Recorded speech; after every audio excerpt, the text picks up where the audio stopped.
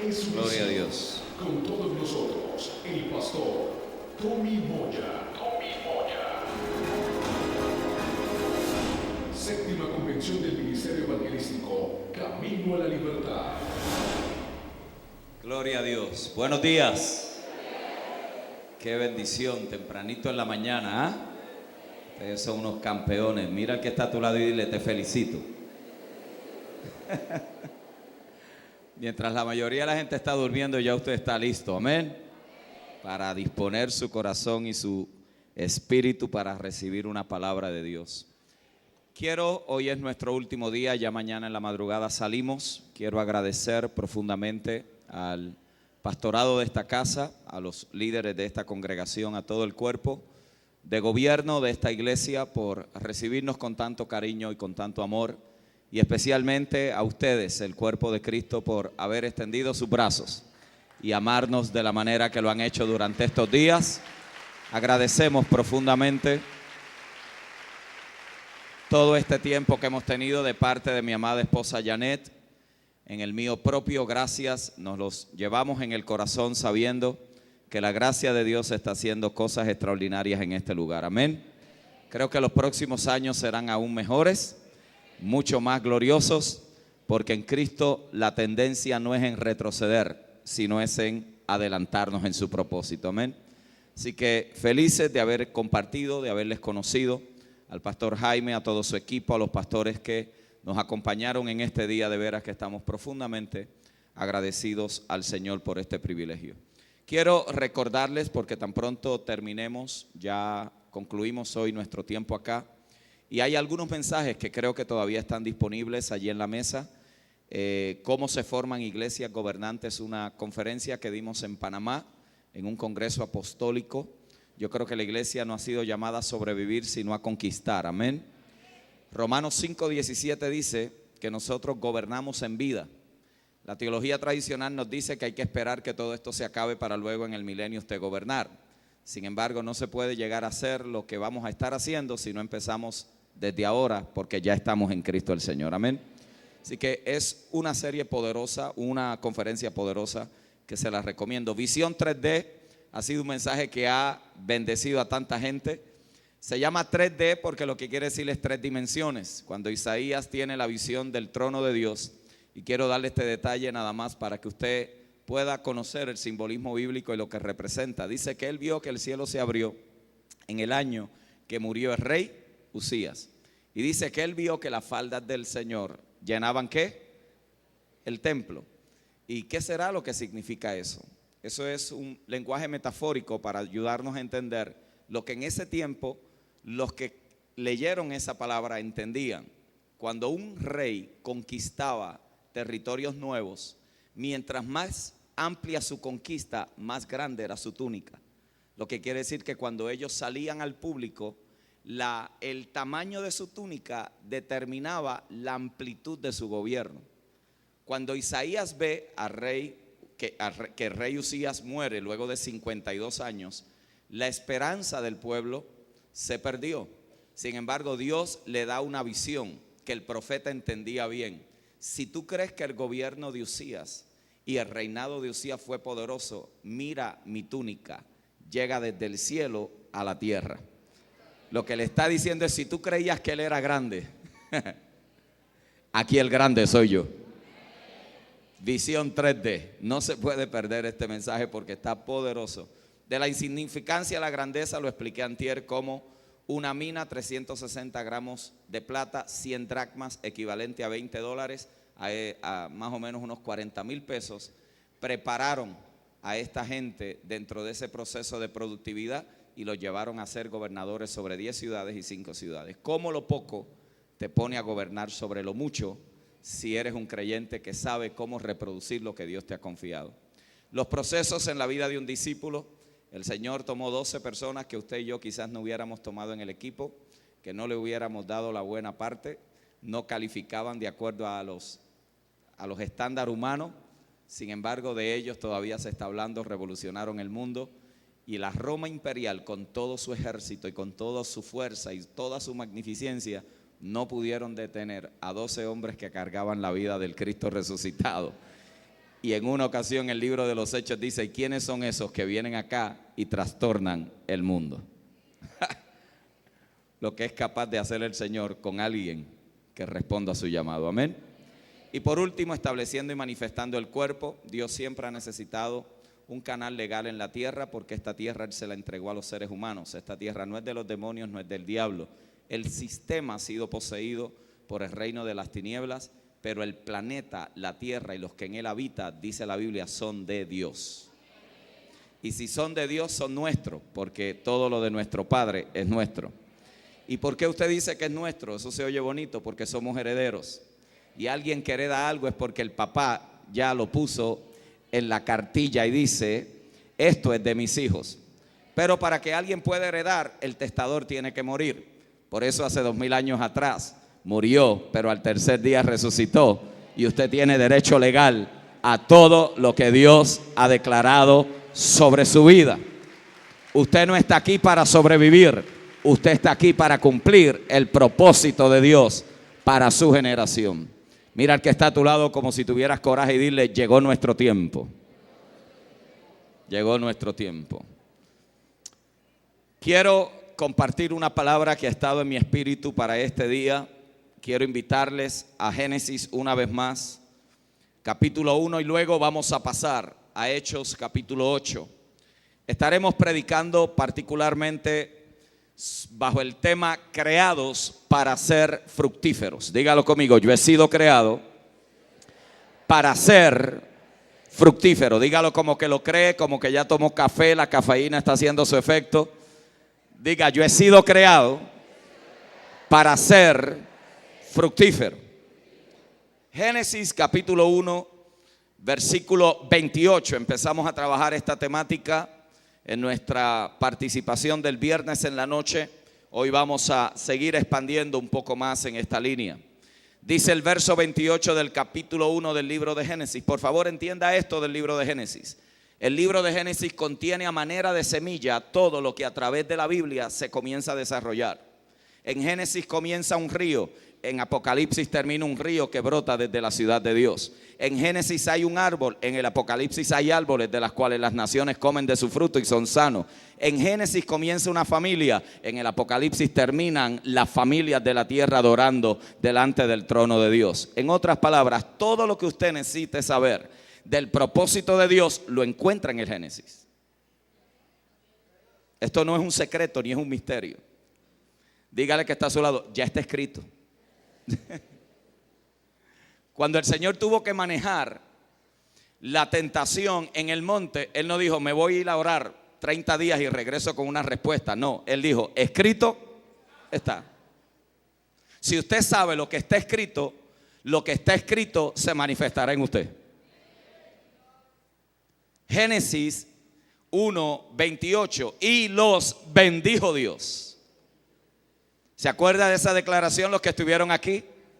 Para que Dios diga algo, primero prepara el recipiente que lo va a recibir.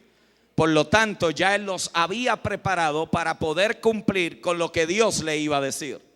Si tú entiendes que la palabra de Dios no es un libro religioso, sino que son los pensamientos e intenciones de Dios para tu vida, quiere decir que todo lo que está en el libro acerca de ti y acerca de mí es porque ya Dios nos preparó para poder cumplir con lo que el libro está diciendo. Si no, entonces Dios sería un provocador.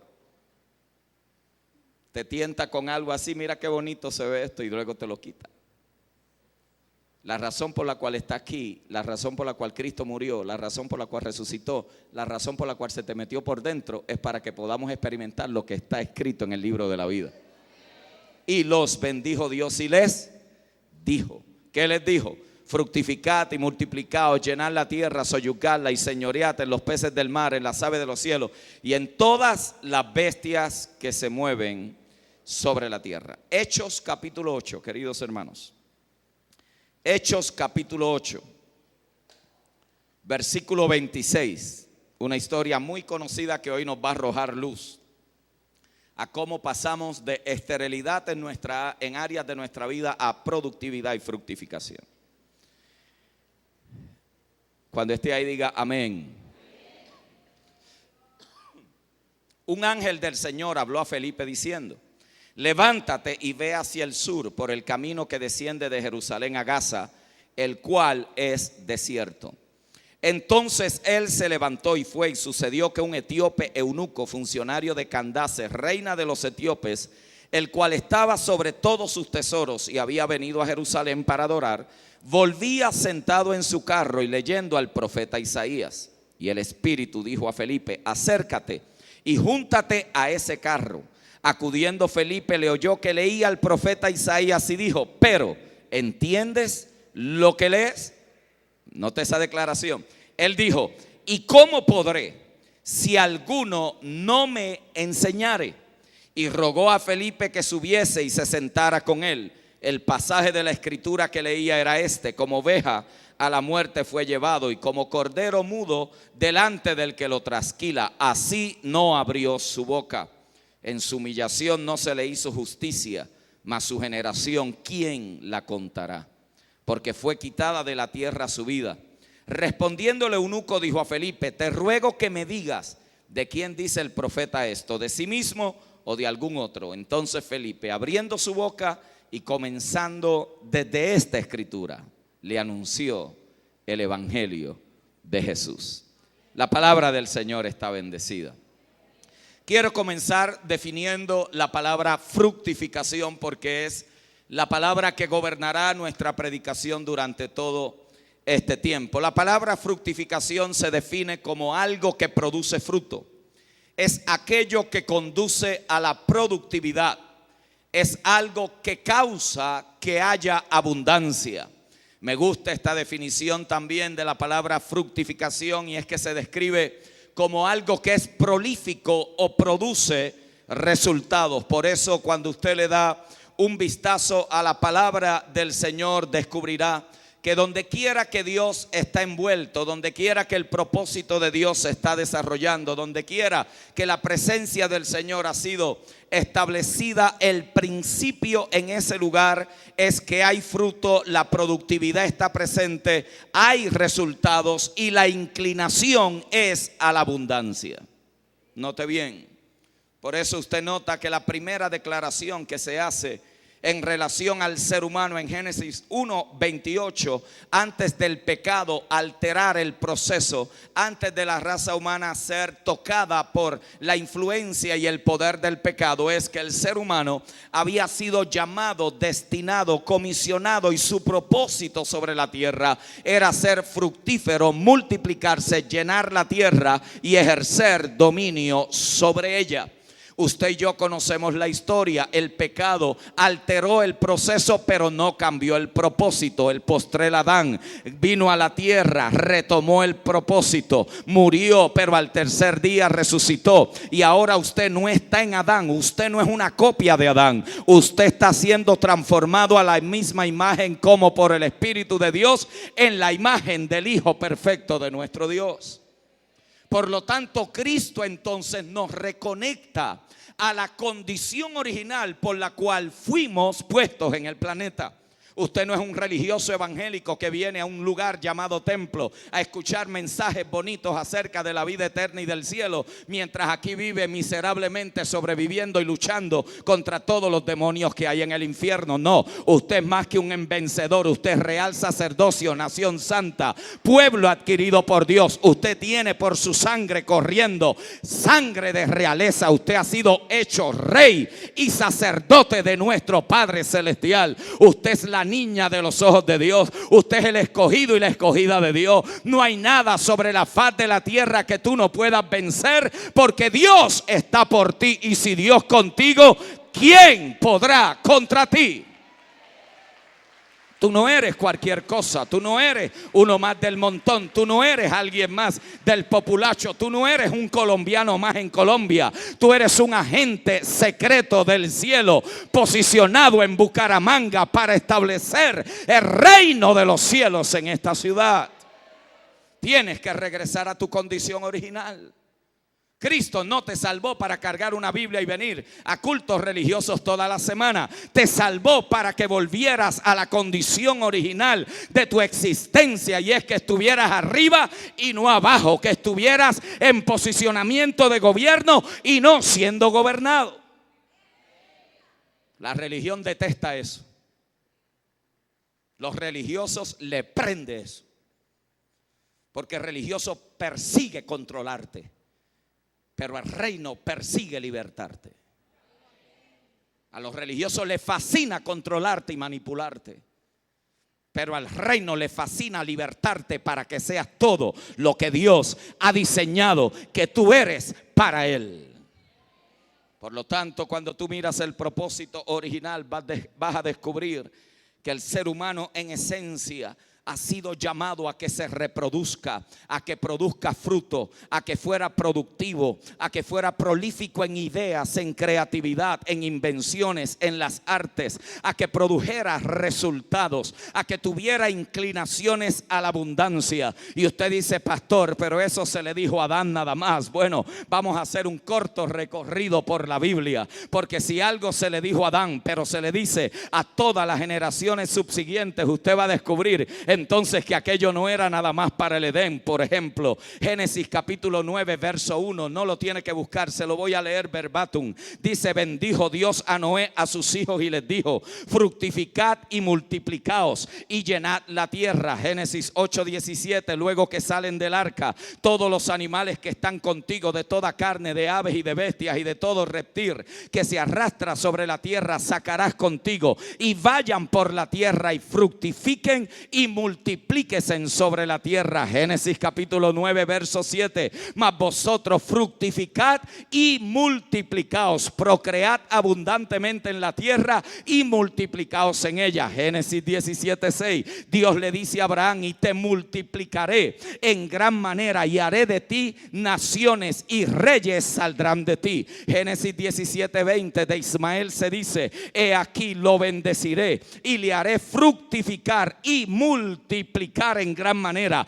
12 príncipes engendrará y haré de él una gran nación. Génesis 17:20, Isaac ora por Jacob y le dice, y el Dios omnipotente te bendiga y te haga fructificar y te multiplique hasta llegar a ser multitud de pueblo y te dé la bendición de Abraham. Génesis 35:11, Dios le dice a Jacob, yo soy el Dios omnipotente, crece y multiplícate, una nación y conjunto de naciones procederán de ti y reyes saldrán de tus lomos. Éxodo 1:7, cuando a Faraón se le ocurre ponerle presión y aumentar la tarea de los hijos de Israel, mire lo que sucede cuando el pueblo de Dios lo ponen contra la espada y la pared. Dice, y los hijos de Israel se multiplicaron y fructificaron y fueron aumentados y fortalecidos en extremo, y se llenó de ellos la tierra.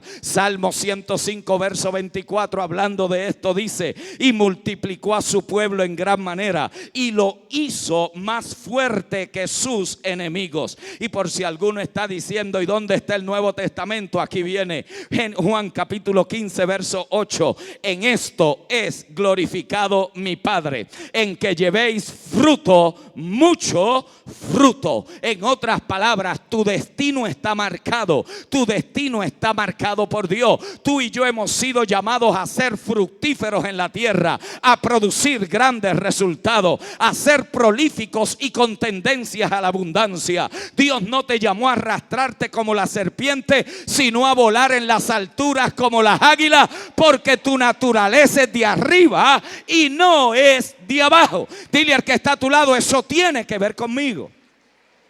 Eso tiene que ver contigo, eso tiene que ver con nosotros, eso tiene que ver con la iglesia. De hecho, Cristo confirmó que la gente menos calificada, cuando reciben una unción de fructificación y de impartición de multiplicación, revolucionan al mundo. En otras palabras, Dios quiere que seamos productivos en dimensiones que todavía no nos imaginamos.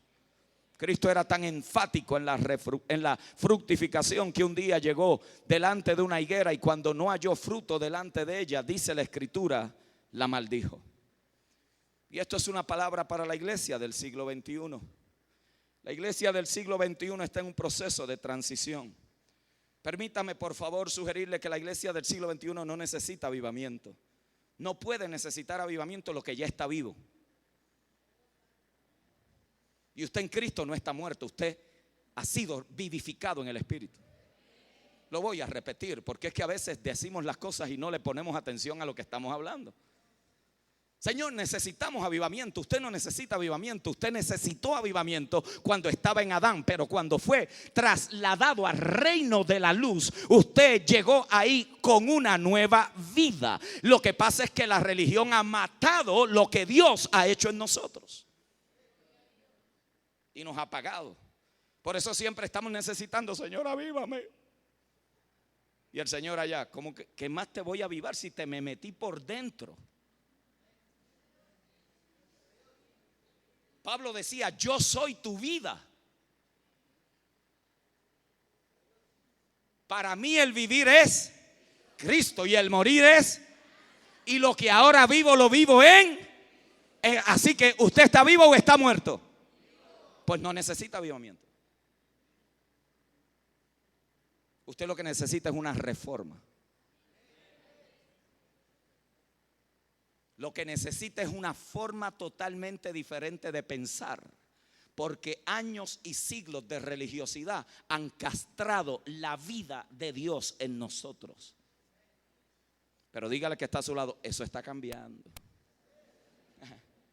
¿Usted quiere que cambie?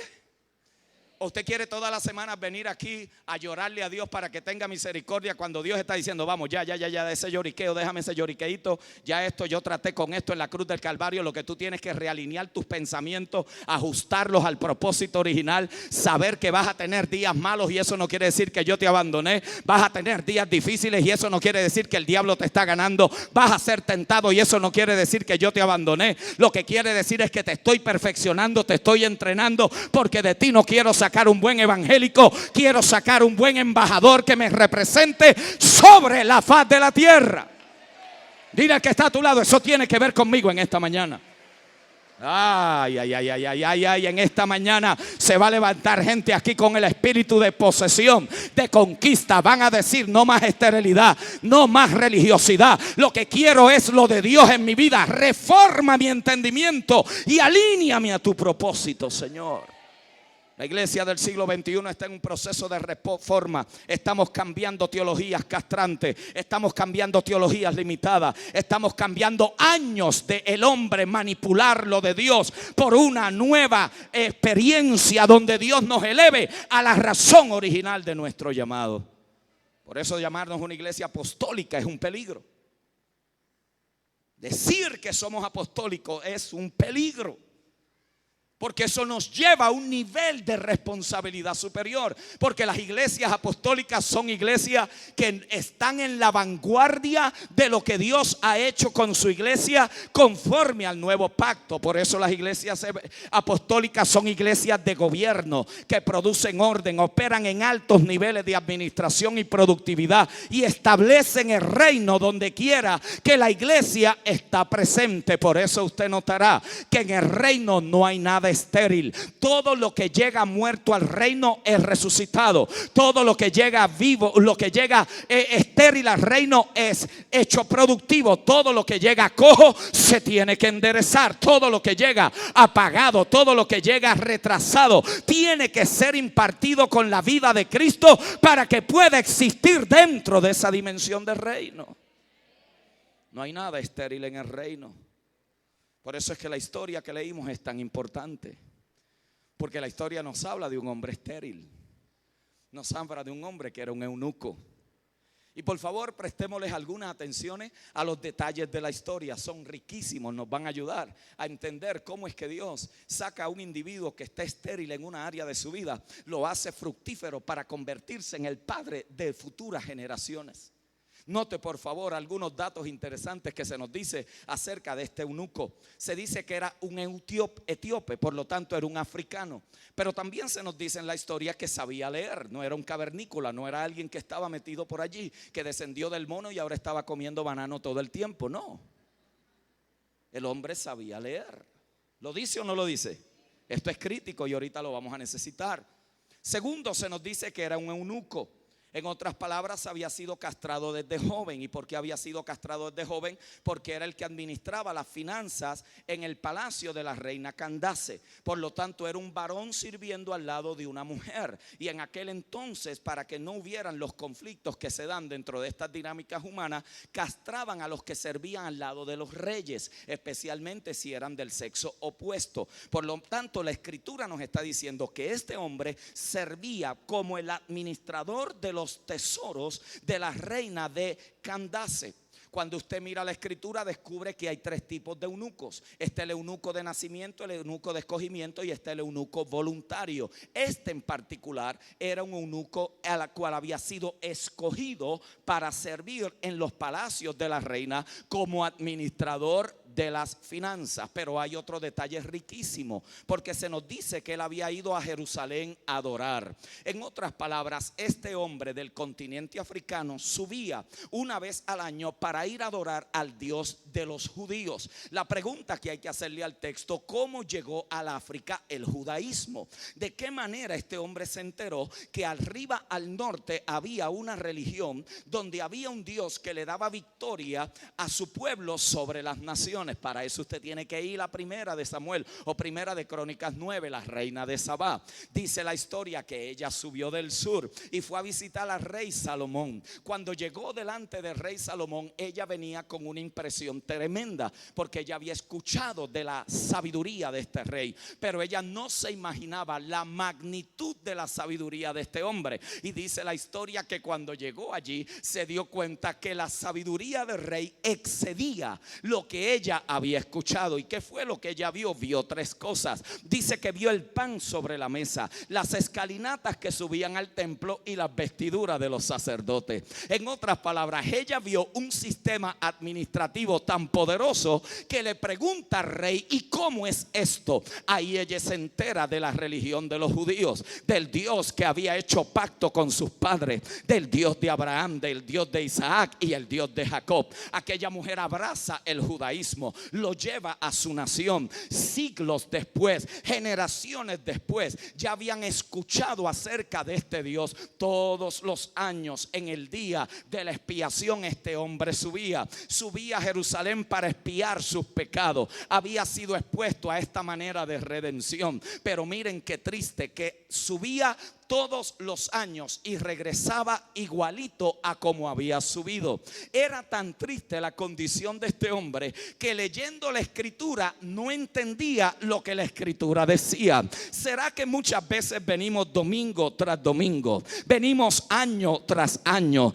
entramos y salimos de lugares como estos y seguimos en la misma miseria, seguimos en la misma condición, seguimos con la misma falta de entendimiento? ¿Será que es posible llegar a lugares como estos y salir sin haber entendido nada del propósito de Dios para nuestra vida? Permítame sugerirle que es posible. Hay más de uno que lleva años en la misma situación, pero no ha habido nadie que le ha podido explicar correctamente qué es lo que eso quiere decir para tu vida. Pero alguien aquí va a salir hoy con un entendimiento claro, que usted no ha sido llamado a repetir la historia de nadie, que usted ha sido marcado en el siglo XXI desde antes de la fundación del mundo, que lo que tú estás viviendo hoy no es para matarte, sino para promoverte. Dios te va a abrir los ojos en este día y te va a cambiar de zonas de esterilidad a zonas de fructificación. Este hombre necesitó un reposicionamiento. Necesitó alguien que se le acercara al lado.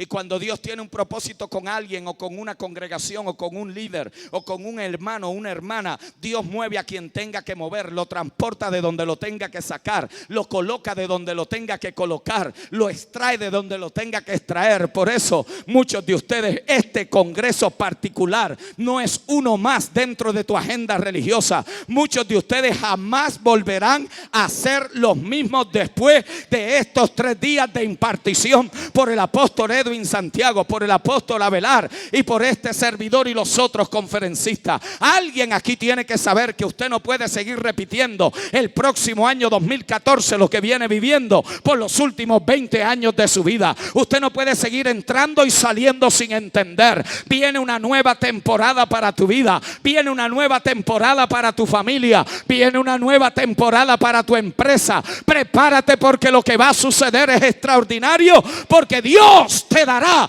entendimiento en el proceso.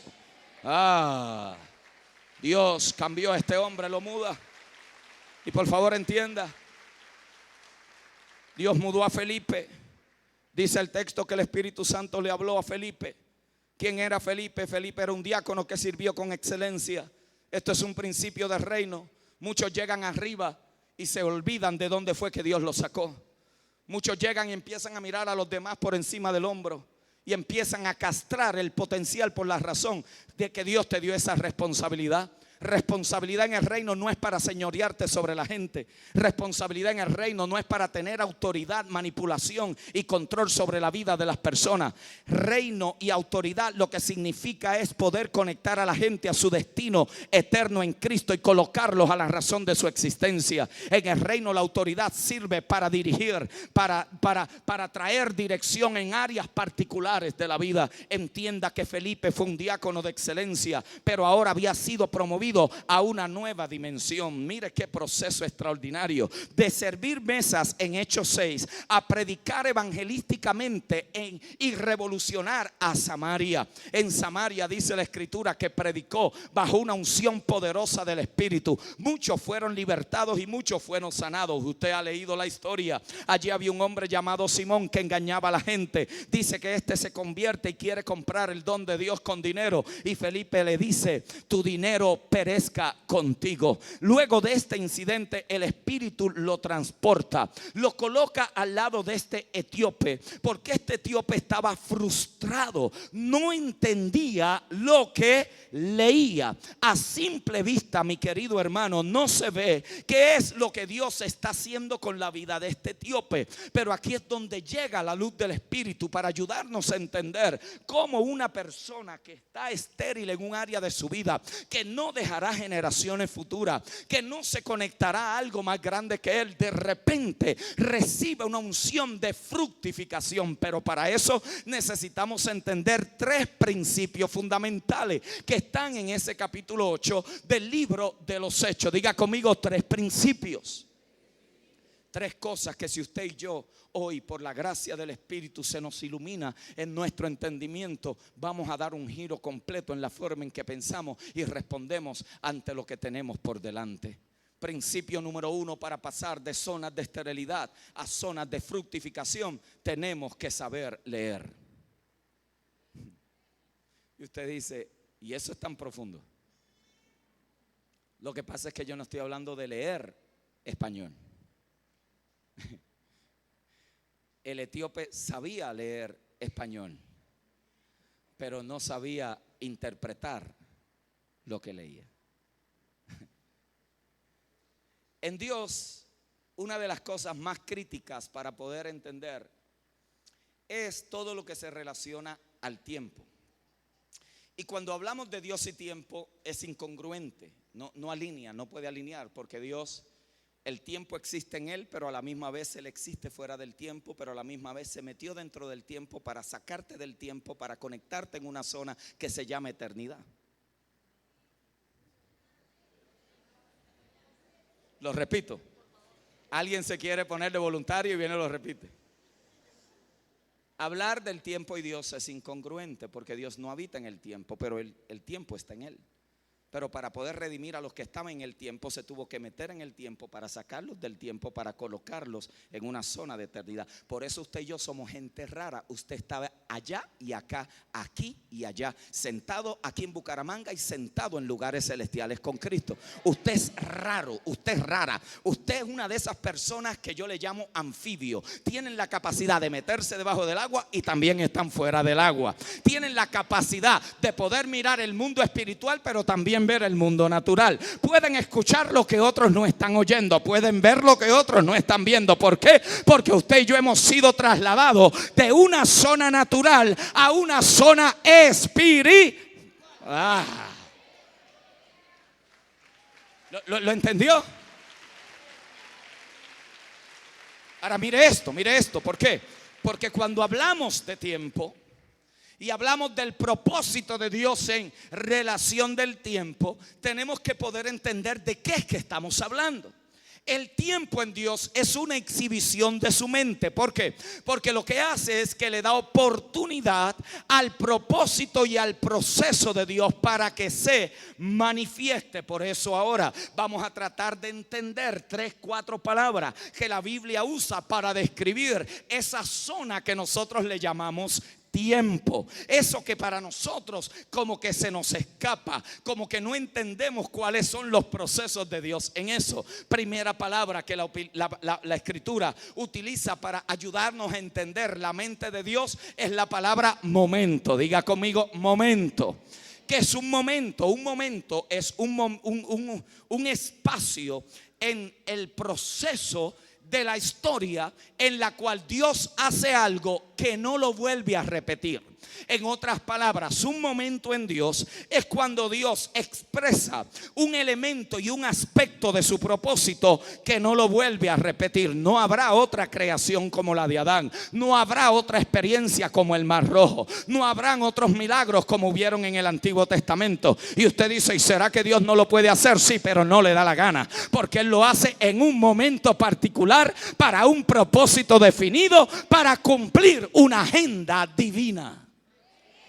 Un momento es cuando Dios abre un espacio de tiempo dentro del desarrollo de tu historia y Dios hace cosas que no la vuelve a repetir. Este es nuestro problema, que nosotros patentizamos lo de Dios y queremos que siempre lo haga de la misma manera. Si Dios lo hizo así conmigo cuando me convertí, ¿por qué no lo puede hacer conmigo ahora? Después de 10 años, precisamente por eso. Porque después de 10 años se supone que tú hayas crecido. Después de 10 años se supone que hayas madurado. Después de 10 años se supone que te estés moviendo en otros niveles de fe y de espiritualidad en otro tiempo. Dios lo hizo de esa manera porque era la forma en que tú lo podías entender. Era como lo podías asimilar. Pero ahora no lo va a hacer así. ¿Por qué? Porque usted empezó dándole cucharitas al bebé, pero si a los 25 años su bebé viene con la boquita abierta y tiene 25 años y tiene bigote, usted le da un cocotazo y le dice, muchacho, compórtese como un hombre.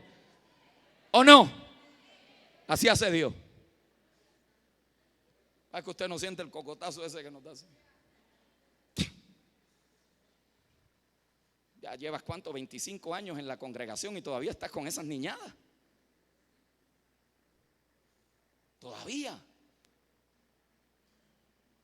estás queriendo que yo vuelva a hacer lo que hice en un momento, y en muchas ocasiones no entendemos lo que eso representa. Escuchen, mis hermanos, hay 2 palabras en el griego que se utilizan para ayudarnos a entender esta dinámica. Es la palabra cronos, de donde usted y yo tenemos la palabra cronómetro. La palabra cronómetro se deriva de cómo nosotros medimos el minuto, el segundo, la hora, el día, la semana, el mes, el año, la década, el milenio, los siglos. Es el paso natural del tiempo. Por eso Dios no mide su propósito por la cantidad de años que tú has vivido. Pregúntele a Abraham. A los 75 Dios se le aparece y el tipo recibió fuerzas como si fuera un muchacho de 18. ¿Por qué? Porque Dios no está midiendo el paso de tu vida como tú y yo lo medimos. Lo medimos de acuerdo a los minutos. Muchos de ustedes están diciendo, ay, me faltan 2 años para tener 70, para esperar la muerte, para que me entierren y irme de esta miseria. Esa es una manera miserable de vivir. Quizás tú puedes decir, me faltan 2 años para que llegue a los 70, pero lo que Dios puede hacer en 2 años conmigo es impresionante. Dios puede darme fuerzas. Alguien aquí tiene que entender que eso se llama cronos. El cronos de Dios, el paso natural. Pero dentro del crono de la vida, dentro del paso del tiempo y las cosas naturales, hay algo que se llama el kairos. El kairos de Dios es totalmente diferente al cronos. El kairos es una palabra griega griega que se utiliza y viene de la mitología. No piense que cuando un predicador dice Cairo es que Dios le dio una revelación extraordinaria y viene ahora con algo poderoso. No, eso viene de la mitología griega. La palabra lo que significaba era que cada cierto tiempo pasaba un hombre de cabello blanco, y los griegos le enseñaban a su cultura que si usted podía echarle mano al hombre de cabello blanco, su vida era alterada por completo. Eso entonces me ayuda a entender algo, que es lo que dice el Cairo. El Cairo lo que quiere decir es que cada cierto tiempo en tu vida, dentro de tu crono, Dios abrirá espacios que lo llama momento, algo que alterará tu existencia y tu historia. Si tú logras echarle mano a ese momento, tu vida será alterada el resto de tus días. Usted le echó mano el día que Dios te llamó a la salvación. Usted le echó mano el día que Dios te llamó al ministerio. Usted le echó mano el día que Dios te reveló algo y tú dijiste: este es mi momento, esta es mi ocasión. Desde ese día en adelante no has vuelto a ser la misma persona. Es más, muchos de ustedes después de este día jamás volverán a ser la misma persona, porque Dios ha abierto un momento dentro del crono de tu vida. Tú le echaste en mano. Le echaste en mano. Lo arrebataste. Por lo tanto, tenemos que aprender a leer los momentos en Dios, porque los momentos en Dios no se van a repetir. Y tú puedes llorar y ayunar y gritar y patalear y hacer vigilia y pactar y dar promesa y Dios dice: se acabó, papá, se acabó. Momento. Es más, lo pides con lágrimas, como Esaú, y no vuelve, porque eso era un momento. Segunda palabra es la palabra misma, tiempo. Un tiempo no es lo mismo que un momento. ¿Por qué? Porque en la escritura el tiempo, dice el hombre más sabio del universo, Eclesiastés, que todo tiene su tiempo. Pero el tiempo en la escritura tiene unas definiciones claras. Por ejemplo, Hechos 17:26 dice: y de una sangre ha hecho todo el linaje de los hombres, para que habitasen sobre toda la faz de la tierra. Escuche esto: y les ha prefijado el orden de sus tiempos y los límites de su habitación. Por lo tanto, ¿qué es un tiempo en Dios?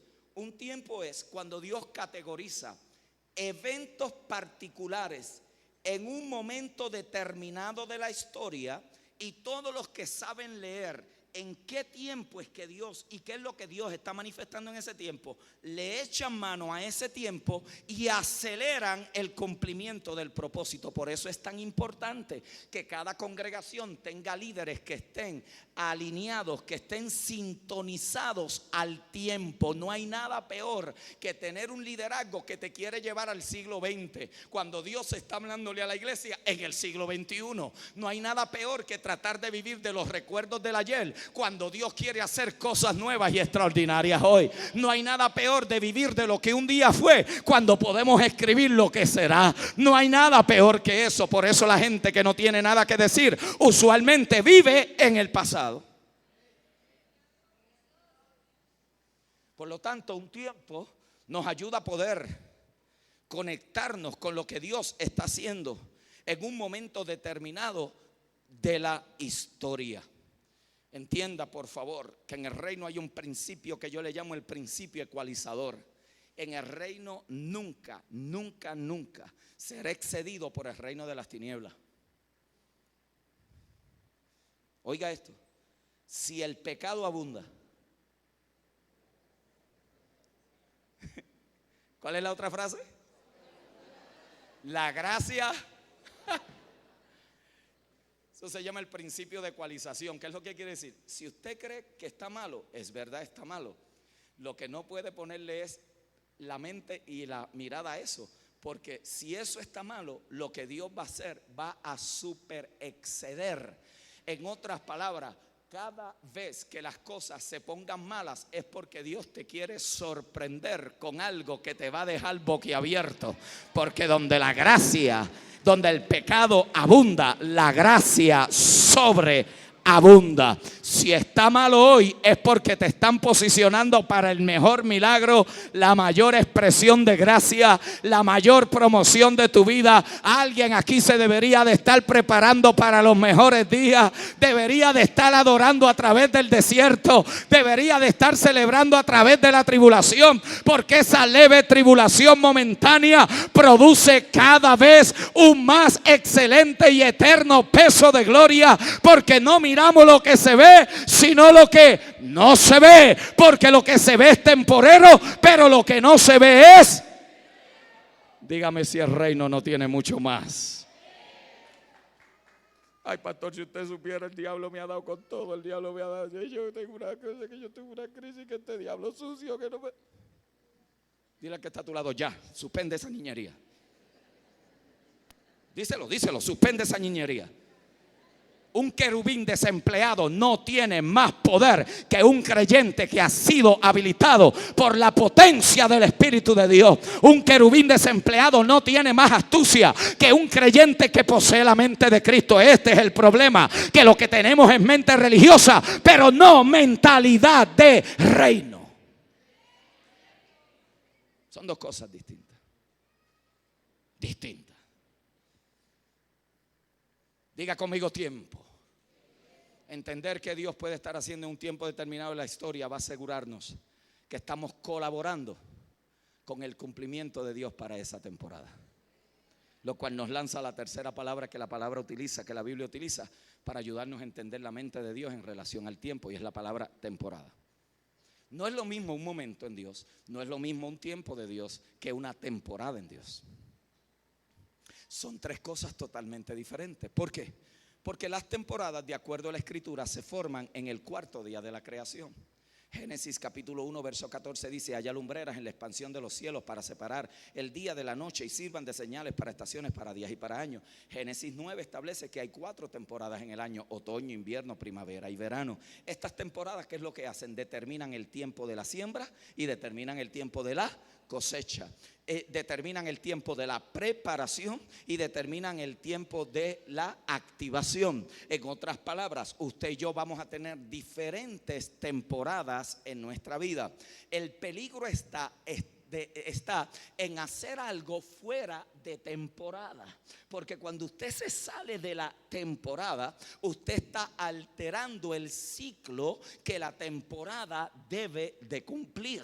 Usted no puede adelantarse al invierno, por más que lo reprenda, por más que ore, por más que ayune, por más que vigile, por más Biblia que lea. Cuando viene una temporada, usted no la puede alterar. Usted tiene que equiparse para pasar esa temporada. No importa si usted está triste, que pelea, que yo reprendo al diablo, de que esté frío, que se vaya, que venga el calor. No, eso es una temporada. Hay temporadas de preparación. Para tú poder enfrentar a tu Goliat en la vida, tienes que haber pasado por las temporadas de oso y de leones. No hay nada peor que pararte frente a Goliat y no tener que nada que decirle. Ay, el pastor dijo en una predicación. No, tú tienes que pararte y entender tu temporada. Yo recuerdo cuando venía el oso y el león y yo salía tras ellos. Cuando él se paró delante de Goliat, le pudo decir: un momentito, te voy a comer de desayuno, porque tú te ves grande aquí por fuera, pero tú para mí lo que eres un incircunciso. Para otros era un Goliat, pero para él era un incircunciso. ¿Por qué? Porque él lo estaba mirando por el lente del pacto. Y cuando usted mira por el lente del pacto, usted ve las cosas totalmente diferentes. Por el lente natural, ese problema está brutal. Por el lente del pacto, es tremenda oportunidad para ver un milagro. Por el lente natural, usted dice: wow, ¿y ahora cómo le meto mano a este problema? Por el lente del pacto dice: este es el territorio donde los milagros se manifiestan. Por el lente del pacto usted va a decir: este gigante, este filisteo incircunciso. Pero los que andan con Saúl siempre le van a decir: eso es un gigante que pelea desde jovencito. David decía: yo también, lo que pasa es que a mí no me estaban aplaudiendo en el desierto cuando Dios me estaba formando para salirme a las batallas de la vida. Tú vienes contra mí con espada y jabalina, pero yo vengo contra ti en el nombre del Señor. Prepárate, porque lo que Dios está haciendo en esta temporada de tu vida es para posicionarte para la próxima temporada. para la próxima temporada. Si no matas al oso y al león, si no matas, si en las vigilias de la noche, como David, no te perfeccionas en ser un adorador, cuando nadie te está mirando, cuando nadie va a decir nada de ti, si allí no puedes escuchar el aplauso del cielo, créeme, te va a pasar como Saúl. Vas a salir 40 días y las palabras de ese gigante te van a intimidar. Pero cuando tú lo miras por el pacto, es gigante comido. Porque contra el Dios de los cielos y la tierra y un hijo que sabe entender sus temporadas, nada lo podrá detener. Temporadas de preparación y de activación. Temporadas donde tú vas preparándote para lo próximo. Por eso tienes que ir al ritmo y al paso del Espíritu. Porque Él sabe cuando una temporada comienza y Él sabe cuando una temporada termina. Santiago entendía que las pruebas tienen temporadas. La forma en que la Biblia le dice al creyente que maneje sus pruebas, bueno, no sus pruebas, sus diversas pruebas, porque vienen de diferentes colores. ¿Lo sabían? ¿Cierto? Santiago 1 dice, cuando os halléis no en pruebas, en diversas. Esa palabra, la idea que le da en el griego es colores, porque hay diferentes colores en las pruebas. Dice, cuando os halléis en diferentes pruebas, tened sumo gozo. Ahí se nos complica. Todo iba bien, ¿cierto? Todo iba bien hasta ahí. Pero uno dice, no, pero es que Santiago no entiende lo que yo estaba pasando. Que no, lea el verso 1 del capítulo 1. A la iglesia en la dispersión.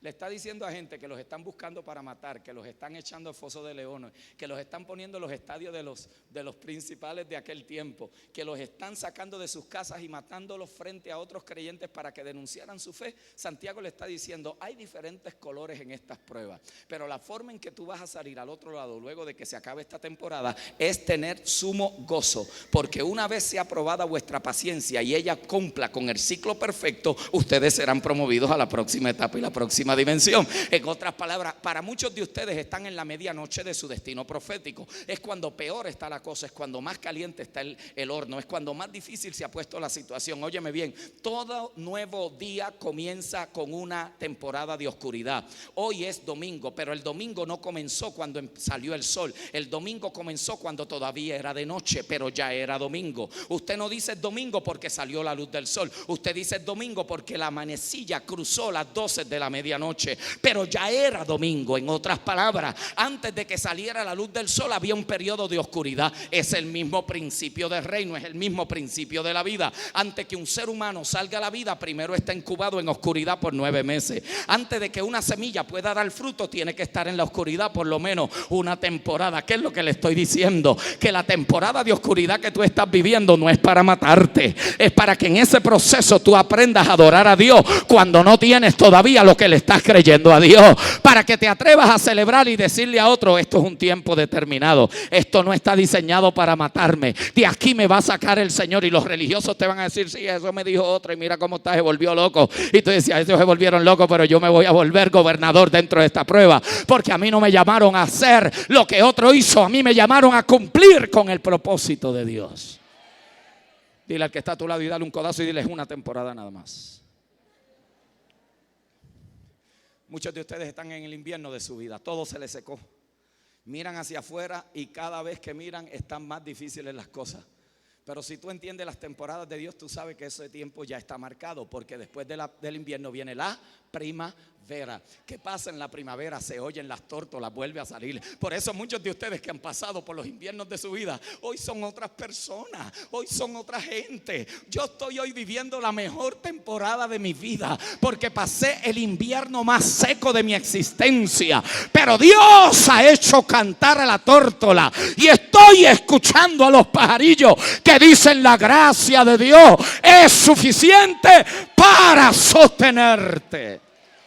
Dile al que está a tu lado, ya oigo el sonar de los pajarillos, porque esta temporada de escasez, esta temporada de prueba, esta temporada de crisis matrimonial tiene un tiempo de vida determinado. Es una temporada. Pero hay otra palabra. No es lo mismo momento, no es lo mismo tiempo, no es lo mismo temporada que un día. Y en Dios hay 3 tipos de días, no hay un día. El suyo y el mío tiene 24 horas, ¿cierto? Y ya muchos están diciendo que avance porque ahorita viene el otro grupo. Ya estoy terminando. Esos días hay que respetarlos. En Dios hay 3 tipos de días. Está el día de la creación. Los que saben de esto dicen que un día puede ser como 1000 años y 1000 años. Unos dicen que está el día dispensacional. Son términos que los teólogos le dan a esta cosa. Pero hay un día que muy poca gente habla. Y es el día dentro del día. Dígalo conmigo, el día dentro del día. El día dentro del día es el día que Cristo le dice a los oyentes en Nazaret que fue el día que Abraham vio y se gozó. Por supuesto, usted sabe cómo es cuando los religiosos no entienden lo que oyen, inmediatamente lo critican. Y le dicen, ¿cómo es posible que Abraham vio tu día y se gozó si tú apenas tienes 30 años y nuestro padre Abraham ya murió? Y como al Señor le fascina, ¿lo ha notado? Desinflarle la burbuja a los religiosos. Le dice, ¿no habéis leído?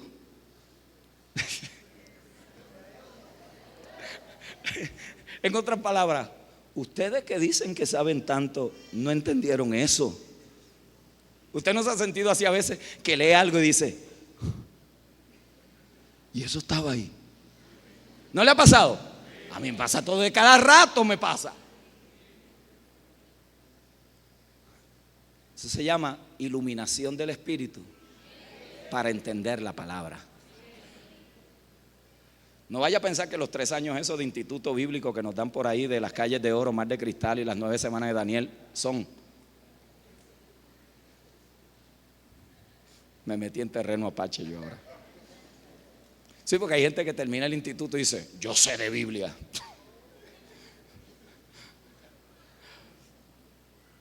Y el Señor le dice, ustedes no entendieron, que Abraham vio mi día y se gozó. La pregunta que hay que hacerle al texto, porque a los textos se le hacen preguntas, es la manera de entender lo que el Espíritu de Dios nos quiere decir a través de la palabra viva. Usted le pregunta al texto, ¿qué texto? ¿Qué quiere decir eso? Y el texto te va a decir, ve al Antiguo Testamento y mira otra vez el escenario donde Dios llamó a Abraham y donde Dios le pidió a Abraham lo más que él amaba. Y lo más que él amaba era el hijo de la promesa, porque en el hijo de la promesa tendría descendencia y en el hijo de la descendencia vendría el Mesías. Pero Abraham no había visto eso todavía. Abraham estaba respondiendo a lo que Dios le estaba diciendo en el momento. Y dice el texto, y mire qué rico lo que dice el texto, que Abraham subió 3 días al monte y le dijo a los que estaban allá abajo, regresamos en 3 días. El hombre ni sabía lo que iba a suceder, pero aquí es donde su fe le es contada como justicia. Esa palabra contada como justicia es un término financiero. Lo que quiere decir es se le acreditó a su cuenta. ¿Por qué? Porque el hombre está actuando en una dimensión de fe tan extraordinaria que el acto que va a llevar a cabo va a afectar las futuras generaciones y él no lo sabe. ¿Cómo usted y yo responderíamos si supiéramos que un acto de Dios, de fe, a una palabra de Dios puede abrirle las puertas a futuras generaciones que no han nacido? Entienda la dimensión de esto. Pero no era que él lo iba a sacrificar, porque hasta ahí es que nosotros a veces nos quedamos, que Dios le pidió a Isaac a Abraham y lo iba a sacrificar. Señores, esa es la mitad del texto. La otra mitad dice que lo iba a ofrecer como holocausto. No era que lo iba nada más a sacrificar, lo iba a quemar. Ahora sí que se pone difícil, ¿verdad? Porque una cosa es creer por un proceso de resurrección a un cuerpo que usted ve, y otra cosa es creer que Dios de la ceniza Los holocaustos se queman. Cuando él va y va a sacrificar al muchacho, usted sabe la historia mejor que yo. ¿Qué oyó? Una voz que le dijo: no lo haga, porque ya yo he hecho provisión. Cristo dice 5,000 años después: Abraham vio mi día. Oiga, Hebreos 11 dice: y Abraham tomó a Isaac resucitado en sentido figurado. ¿Qué fue lo que vio Abraham? ¿Qué día fue el que vio Abraham? ¿Dónde fue transportado Abraham? ¿Qué fue lo que hizo Dios con Abraham? Lo que Dios hizo con Abraham fue que 5,000 años antes de la cruz lo llevó 5,000 años después, y vio que en la cruz el Hijo de Dios sería sacrificado por los pecados del mundo. Lo enterrarían, estaría en las partes más bajas del infierno, le predicaría a los espíritus encarcelados, pero al tercer día oiría una voz que le diría: este es mi Hijo amado. De allí la tumba no lo pudo retener, la cueva no lo pudo aguantar. Allí resucitó el Rey de Reyes y Señor de Señores. Cuando Abraham está viendo esta película, entonces dice: si Dios resucitó el de él, tiene que resucitar también el mío. Cuando tú ves lo que Dios va a hacer en el futuro, estás dispuesto a darle lo que te pida en el presente. Dios metió su día en su día y alteró. ¿Será esta la razón por la cual Abraham caminaba buscando la ciudad que no es hecha con mano de hombre, sino que la saludaba, la confesaba, la miraba? Acá en términos modernos del siglo XXI eso se llama visión. Visión es el cuadro de lo que ya tú vas a estar haciendo sin que todavía hayas llegado, para volverte a regresar a donde estás y Dios empezarte a procesar para que cuando llegues allá se te pueda contar como justicia el proceso.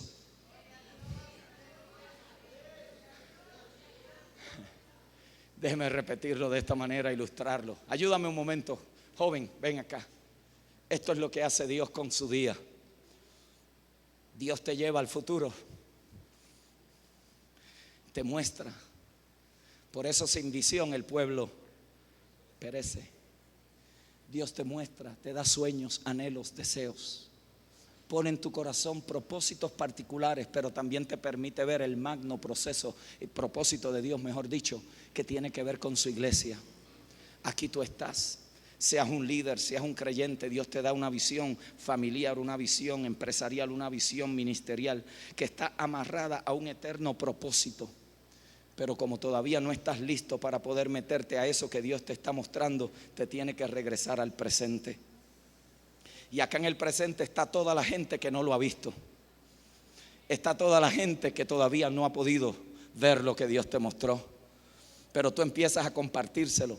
Y algunos te tiran en la cisterna, otros no te creen, otros te rechazan, otros dicen que estás loco, otros piensan: si yo lo conozco, ese es el hijo de Yeya, ¿cómo va a ser ese muchacho eso que está diciendo? Usted sabe cómo es la gente. En Colombia no son así, pero de otros lugares donde yo vengo son así. Usted sabe cómo son. Y Dios está aquí diciéndote: ¿estás listo, muchacho? Vamos. Por cisternas, por desiertos, por traiciones, por malos entendidos, por contradicciones, por caídas, por levantadas. Tú te vas a querer soltar, pero yo no te voy a soltar, porque ya yo te mostré lo que quiero que tú hagas y que tú digas.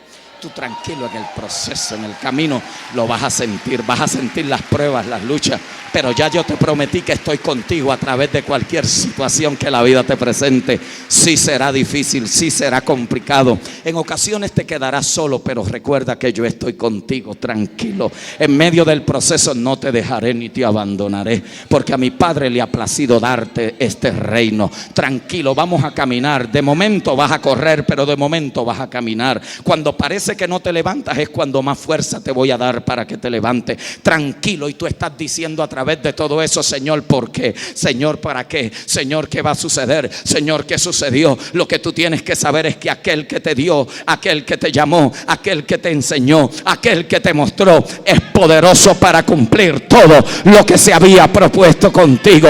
Dios va a meter su día dentro de su día. Ya puedes ver el 2014, ya puedes ver el 2015, ya puedes ver el 2016. Será mejor que lo que estás viviendo hoy. Si tú permites que Dios te dé una visión del mañana, no habrá diablo en el infierno que te pueda detener en el camino. ¿Habrá alguien aquí que dé un grito de júbilo?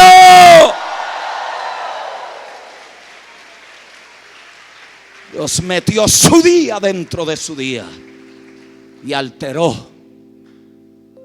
la existencia de Abraham.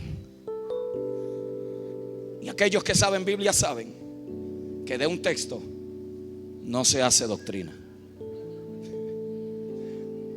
Déjeme darle otro.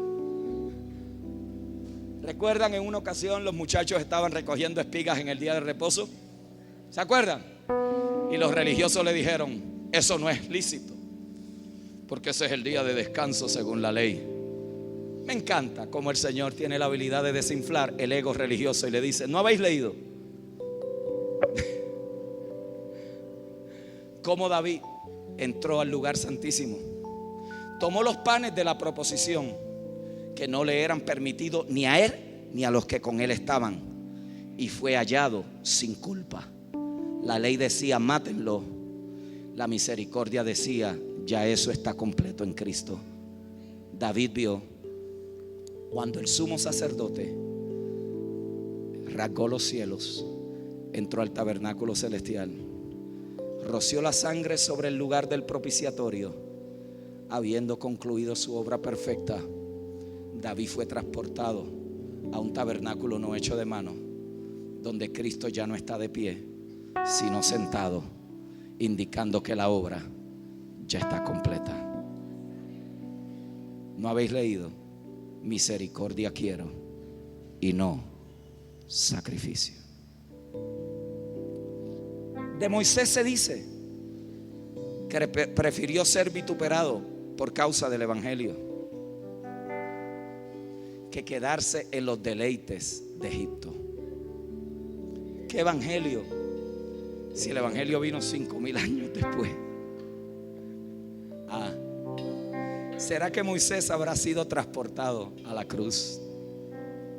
Le enseñaron el día de Cristo la herencia que recibiría, y le pudo decir a Faraón: quédate con lo que quieras, pero yo y este pueblo preferiremos morir en el desierto y no quedarnos en los manjares de un reino donde mi Dios no es el rey.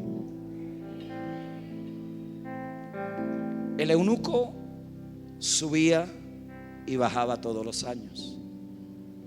El eunuco nos enseña que para poder pasar de una zona de esterilidad, fructificación, hay que saber leer.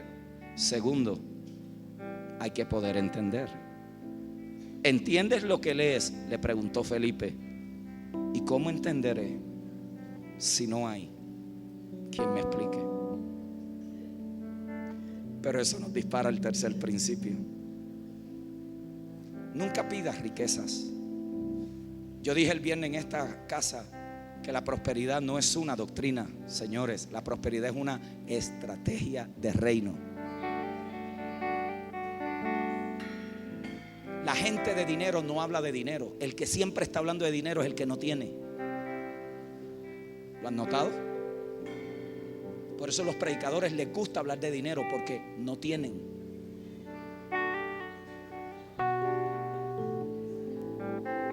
¿Entendió? La gente de dinero no habla de dinero. Hablan de propósito. Hablan de estrategias. Porque el dinero nunca te podrá dar lo que el cumplimiento de tu propósito es capaz de hacer. Por eso es que la visión nunca sigue el dinero. El dinero sigue la visión. En otras palabras, con toda visión, la provisión ya ha sido dada. Por lo tanto, no pidas riquezas, pide entendimiento. Al hombre más rico no pidió riquezas, pidió ¿qué? Sabiduría. Y por cuanto estos pediste, le dieron riquezas. Segundo,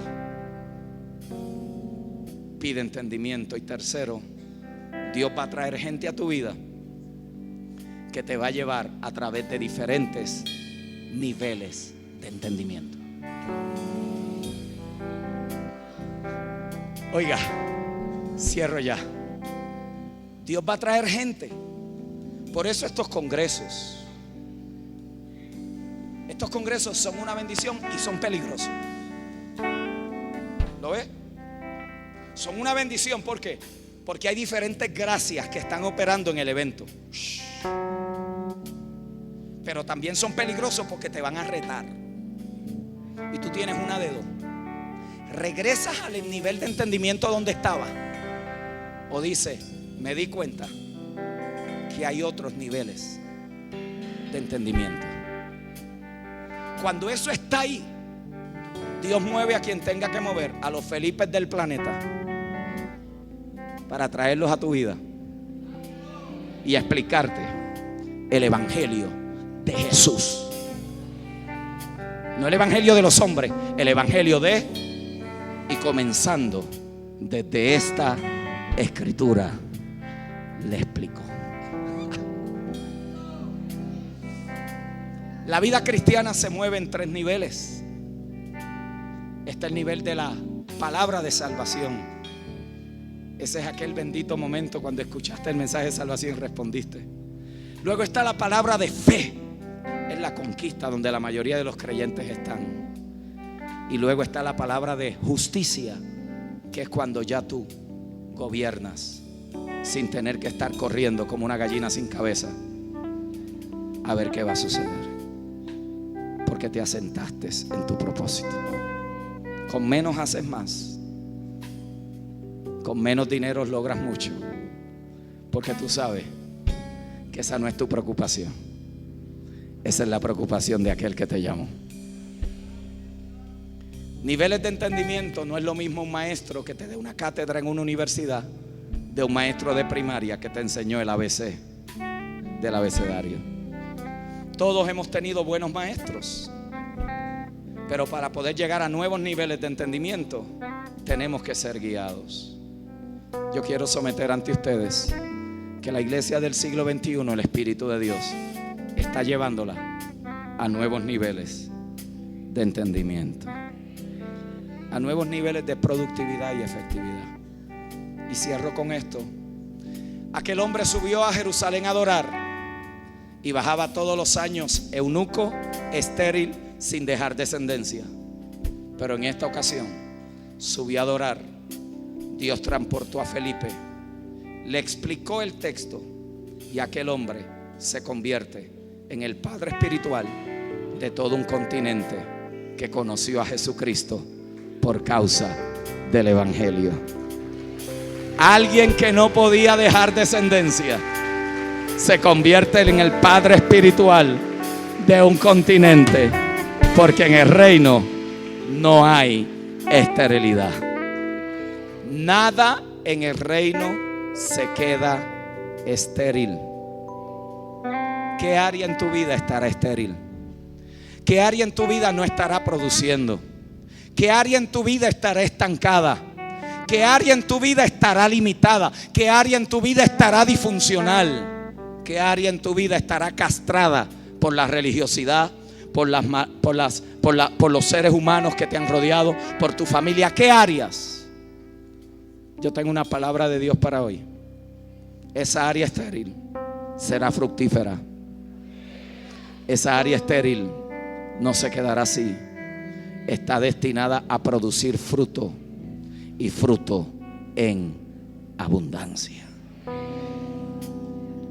Dios marca este día en tu vida para que comiences a producir. Y este año 2013 es el año de una nueva oportunidad, para que no sigas entrando y saliendo sin entender, sino para que salgas a nuevos niveles de entendimiento y te conviertas en padre o madre de múltiples cosas. Esta casa está en un momento histórico, está en un momento determinante. Y lo que Dios ha venido haciendo acá representará no solamente para esta generación, sino futuras generaciones. Cosas que quizás hoy nosotros no nos imaginamos. Habrán grandes retos para ustedes en el camino.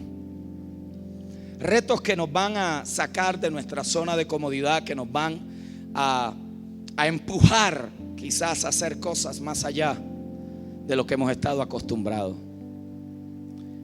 Pero ese es el terreno de las cosas extraordinarias de Dios. Este hombre lo menos que sabía era que la decisión que él tomó prepararía el camino para futuras generaciones para conocer el Evangelio. ¿Cuántos de nosotros actuaríamos diferentes si supiéramos que una decisión de hoy puede echar o a perder o abrirle las puertas a futuras generaciones? Cuando Abraham diezmó a Melquisedec, dice el texto, en Abraham Leví también diezmó, y Leví vino 200 años después. ¿Cómo es posible que un acto de obediencia te prepare futuras generaciones? Y yo quiero plasmar un reto en esta casa hoy.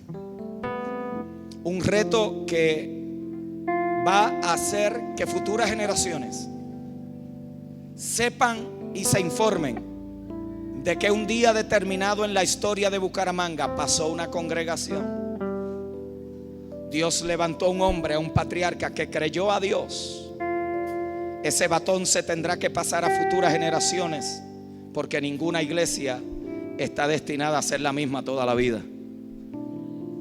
De hecho, toda congregación está a una generación de ser extinguida. Por eso usted lee de las iglesias de Apocalipsis, pero no las puede ir a visitar, porque todas desaparecieron. ¿Qué quiere decir eso? Que a lo que nosotros tenemos que serle fieles al hoy, para que en el fiel de hoy Dios pueda preservar las generaciones de mañana. Y aquí hay un reto masivo. Aquí se está preparando para levantar unas facilidades. Escuchen las palabras como las estoy usando, intencional. El templo ya está levantado, el templo es usted. Lo que necesitamos son facilidades propias para poder canalizar la visión de esta casa. Que tengamos los recursos. Qué diferente sería si usted viniera a un auditorio donde hubiera aire acondicionado, ¿ah? ¿Le gustaría?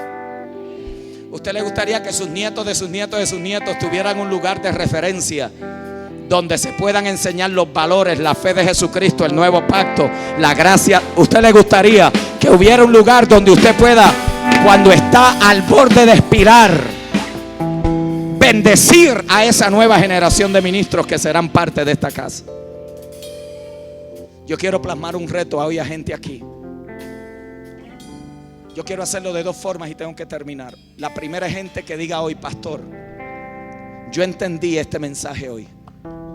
Yo entendí que aquí hay mucho más en juego que una ofrenda. Aquí hay generaciones.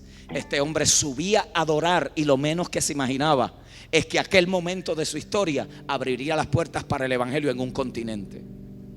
Yo no sé cómo nuestro acto hoy abrirá las puertas a futuras generaciones. No sé, se me escapa de la mente. Yo lo que sé es que lo que Dios puede hacer va mucho más allá de lo que cualquiera de nosotros nos podemos imaginar hoy. ¿Usted lo cree conmigo?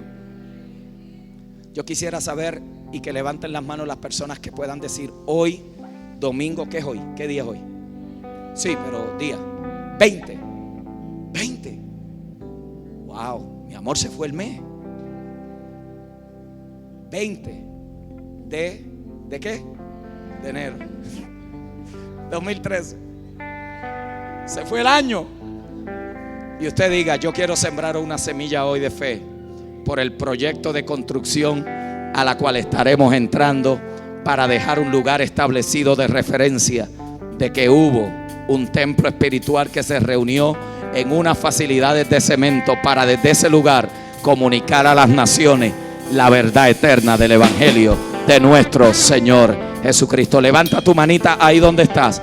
Levántala. Ujieres, den ahí. Pongan la mejor ofrenda ahora mismo. Si no puedes ahora, no te preocupes. Ahorita viene una parte importante. Ponla ahí. Pon tu mejor ofrenda. Tu mejor ofrenda. Dile, Dios, quiero responder a un acto de obediencia. Quiero responder a un acto de obediencia. Quiero responder a un momento histórico de mi vida. Quiero ir más allá de mis limitaciones humanas. Quiero creerte a ti y quiero marcar y establecer una referencia en el día de hoy. Todos los que la pueden presentar hoy, que la tienen ahí lista y la van a sembrar y van a decir, yo marco esta palabra con esta ofrenda. Ahora hay personas que dicen, yo quiero dar pero no puedo. Óigame bien. Yo he sido testigo y esto para nosotros no es extraño. Nosotros fuimos, si no la primera, yo creo que la segunda iglesia en construir un templo multimillonario en la ciudad de Orlando con un pequeño grupito de personas. Le creímos a Dios de tal manera, hermano, que nunca olvidaré, pasó una persona por frente del auditorio y dice que Dios le dijo, entra ahí dentro y siembra en ese lugar. Su esposo había muerto, le había dejado una herencia y estaba buscando el lugar donde Dios quería que ella lo sembrara. Entró al lugar, pidió por el pastor, yo estaba en mi oficina, vine y me dice, yo quiero sembrar mis diezmos en este lugar, pero usted sabe cómo es eso. Uno a veces viene prejuiciado y dice, bueno, un diezmo quizás son $100, 200, yo no sé. Y le digo, por favor, búsqueme al tesorero. Buscaron al tesorero. Para mi sorpresa, eran $25,000 que ella venía sembrando. Esto lo vimos una y otra vez. Cuando usted se dispone en honrar a Dios en momentos particulares de su vida, Dios va a hacer cosas espectaculares. Muchos de ustedes no pueden dar hoy, pero de aquí a 30 días usted puede traer su mejor ofrenda y usted va a decir, esta es la ofrenda que yo prometí para poder levantar un lugar donde desde ahí el evangelio se comunicara a las futuras generaciones. Si tú puedes comprometerte en este día y dice, pastor, yo hoy no puedo, pero yo quiero en 30 días traer una ofrenda, levanta tu manita por favor donde quiera que estés. Miren qué lindo, gente que va a dar más allá de sus fuerzas, gente que va a dar más allá de sus capacidades económicas. Yo entiendo lo que esto representa. Yo quiero que tú lo hagas voluntariamente, movido por las motivaciones correctas. Yo detesto la manipulación. La detesto. Rehúso eso. Si Dios no es capaz de motivarte adentro, yo no quiero participar de una ofrenda manipulada por hombres. Esto tiene que nacer. Pablo dice lo que cada cual puso en su corazón. Lo que creamos es el espacio para que el Espíritu de Dios lo haga y tú puedas moverte en obediencia. No hay gloria en decir, pastor, yo voy a dar, y luego porque te habías manipulado entraste en resentimiento. No, eso no se sintió correcto. No, esto es tú y Dios. Mi trabajo es simplemente crear el espacio. Levántala ahí. Aquellos, ¿se va a traer, pastor, al frente? Los que la tienen hoy. Sí, se puede. Aquellos que ya la tienen y los siémbrela ahí. Siémbrela ahí. Vamos a creer a Dios en este paso de fe. Hermanos, para mí ha sido un gozo, un deleite poder compartir y ser ministrado junto con ustedes en estos días. Anhelamos profundamente sus oraciones para que la gracia de Dios nos sostenga. Para mí, mi esposa, mis hijas Gisela, Marilis. Yo tengo 2 hijas. ¿Ustedes lo sabían que tengo 2 hijas? Mis princesas, una de 23 años y una de 20. Para los que creían que mi esposa y yo teníamos 20 años. La mayor tiene 23 y la menor 20. la mayor casada, hermosas niñas que le sirven al Señor, han estado en el campo misionero en África, aman a Dios con todo su corazón, aman a la gente. Aún las experiencias dolorosas que vivimos en nuestra casa, Dios las preservó y hoy vivo agradecido de la gracia de Dios. Te lo vuelvo a decir, para Dios no es nada imposible. Dios es un Dios de segundas oportunidades. Les amo en el amor de Cristo, les bendigo en el nombre del Señor. Un abrazo para cada uno de ustedes. Será hasta la próxima. Les bendigo.